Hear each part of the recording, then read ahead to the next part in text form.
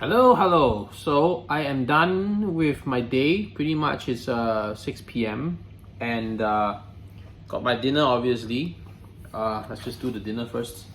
As I explained earlier, 4 compartments for dinner: rice, some kind of tofu. It's water in there. I don't want to spill the water. Long beans and looks like sambal fish or something. So actually, I'm feeling a bit cold sitting down here because that aircon vent is just right above me. I don't know if I can show you that. You see that? That's the aircon vent. So it's very cold sitting here. I'm not. So anyway, I promised to do a review of these bone conducting headphones. And what I did was I listened to a whole variety of music earlier. So I listened to classical.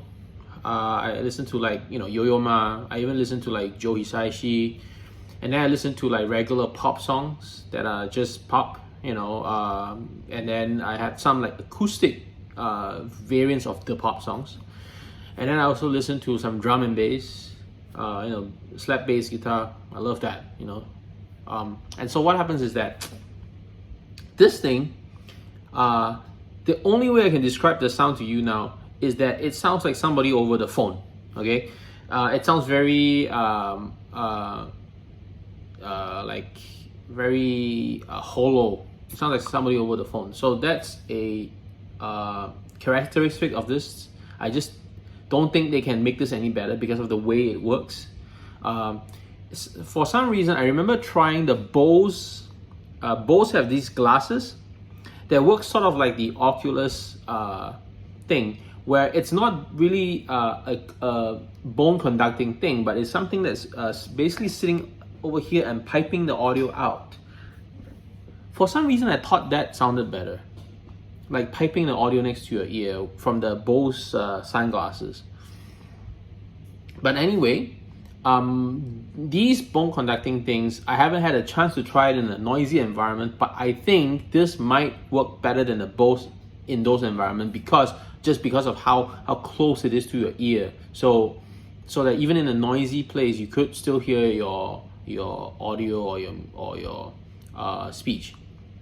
And in terms of speech, I think this is perfectly fine. I did like almost 3 hours of conf calls on this, and it worked perfectly well. I was also listening to some of those tech videos where it's just people talking, perfectly fine.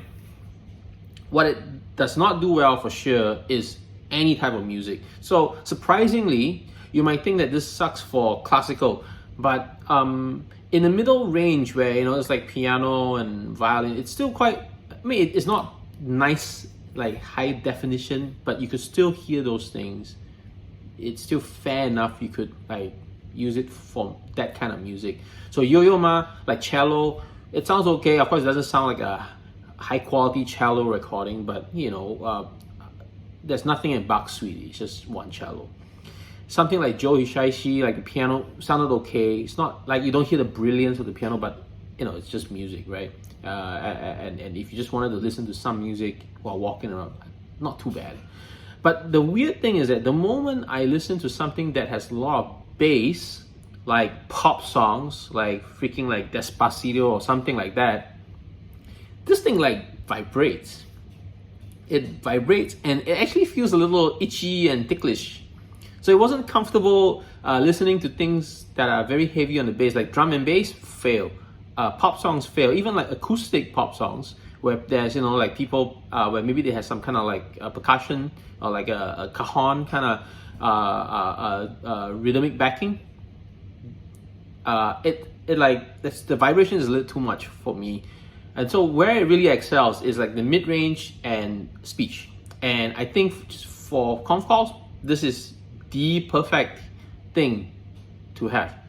And I would highly recommend it if you are the kind that is doing like conf calls all fucking day. This thing would be the thing to get. Now, I was tempted to buy a $30 one or $40 one from Carousell, but the person apparently, the moment I said this is a COVID hotel, the person is like, I don't deliver there. I don't know why. It's kind of weird, but that is what it is. I wanted to try a cheap one because if I'm going to use this for speech, for conf calls, The only two things that matter is number one, comfort, and number two, the mic sensitivity. Of course, I still want to hear things, but I'm not too particular about the sound quality, but I want to make sure that the mic works, right? And it's comfortable. So I don't know what this would fare against like a cheaper one. Maybe a cheaper one might just work, because I'm not gonna really listen to music on this one. It's like I said, it sounds like somebody over a phone. So it's not, it sounds like somebody piping music through a phone recording, right? So it's not fantastic. But for what it is, I think yeah, it's very nice and comfortable thing. Oh, I forgot to show what's in the box earlier, so I might as well show it now. There's nothing else underneath this thing except a cable and a manual. So you open this and you take this piece out. Sorry, this is my first time doing an unboxing thing on YouTube, and I promise I will do it properly. And there's a little bag to carry this, a manual, and another manual, and some earplugs. I don't know why. Give me an earplug. Like, does it really work if I stuff the earplug inside and then still have the bone conducting thing working? Maybe it does. So if you're living in a place that has a lot of ambient noise, and I'm going to talk a little bit about noise after this, then that might work. So this, I believe, is a USB-C cable, because in this thing there's a USB-C charge port right here. Underneath this, I believe this is sort of like sweat proof and something like that, so you can use it for sports as a USB-C port. That's where you charge it. So that's the charging port. How do you pair this? Because I have to pair to my laptop and my phone. What you do is like you switch it off. Then as you hold the power button down to switch it on, you keep it held down. So when it switches on, you'll say like, welcome to AfterShokz. And don't release it. Keep it keep that button pressed, and then it will then say pairing, right? There you enter pairing mode. Then you use it for pairing. So a little note about noise, because I used to live in a place that had a lot of neighbor noise. What happened was like the neighbors upstairs had a lot of heavy footsteps, and they dropped things on the floor and stuff like that. So these are all like impact noise. Now, impact noise comes through vibration, and I believe it. If which I tried. Okay, you put earplugs or any shit like that, you still hear the noise because it is vibration. Low frequency is vibration. High frequency noise is through air. So what happens is like these high frequency noises, or these ambient noises, what I would say, maybe the earplugs would work. Like you can filter out traffic noise with this, then have the bone conducting thing pipe music into your ear. That will work. I believe that will work. But if it's from noise that's coming from like within the building, like somebody's jackhammering, like, or somebody like stomping on the floor, dropping things on the floor, no way this would work. And I mean, there's no recourse from that. The only way is first tell the buggers upstairs to stop walking like King Kong's number 2. They should put cup hats on the floor if they're dropping things all the fucking time. And if you can't stop that, then I can't help you, because that's kind of like a habitual thing. Like they are walking like that all the time, and it's hard to change that. And unfortunately for that, I had to move my house to get away from crazy neighbors like that. And that's just how it is. So thank you for watching, and I hope I can get my hands on the cheap one to make a comparison.